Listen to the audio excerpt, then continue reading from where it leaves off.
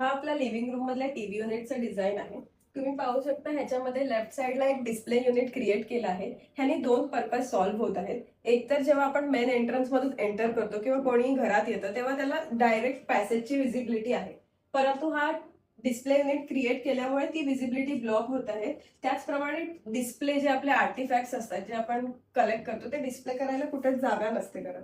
तर हा एक डेडिकेटेड स्पेस आहे जिकडे आपण आपले आर्टिफॅक्ट्स डिस्प्ले करू शकतो. यामध्ये तुम्ही पाहू शकता की छोटे छोटे स्पॉट्स प्रत्येक शेल्फला हायलाइट करायला दिलेले आहेत आणि त्याला एक सध्या सगळीकडे कन्स्ट्रक्शन सुरू असल्यामुळे डस्ट हा एक खूप मेजर इश्यू आहे. तर ते ब्लॉक करण्यासाठी एक पुश मॅग्नेटवर ग्लासचं शटर दिलं आहे जे एंड टू एंड ग्लास आहे. ह्याच्यामध्ये मला कोणत्याही प्रकारचं बॉर्डर किंवा फ्रेम नको असल्या कारणामुळे इथे तुम्ही पाहू शकता की पूर्ण एंड टू एंड एकच ग्लास फिक्स केलेली आहे हिंजेसवर.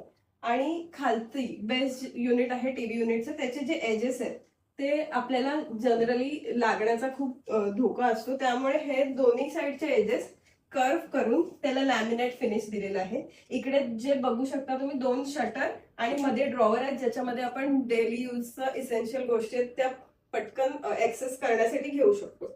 ह्याचे जे हँडल आहेत ते ब्रासचे हँडल आहेत आणि टीव्ही युनिटचा लुक फार मिनिमलिस्ट असल्या कारणामुळे हँडल ही मिनिमलिस्ट लुक मध्ये घेतलेले आहे. टीव्ही युनिटचा बॅक पॅनल तुम्ही पाहू शकता. तुम्हाला वाटत असेल की हा मार्बल मध्ये घेतलेला आहे, बट हा मार्बल नसून लॅमिनेट मध्ये घेतलेला आहे आपण.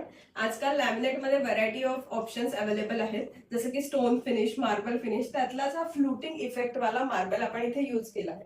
त्याच्याच बरोबर ह्याच्या बाजूला फ्लुटिंगचे पीव्हीसी पॅनल आहेत, त्यांनी एक डिझाईन एलिमेंट आपण ऍड केला आहे या साईडला. तसंच टीव्हीच्या दुसऱ्या साईडलाही वरती दरवाजाचा आपण तोच इफेक्ट ऑफ लाईन क्रिएट केली, ऍड केलेला आहे. आणि अशा प्रकारे ही टीव्ही युनिटची एलिगंट वॉल आपली डिझाईन झालेली आहे.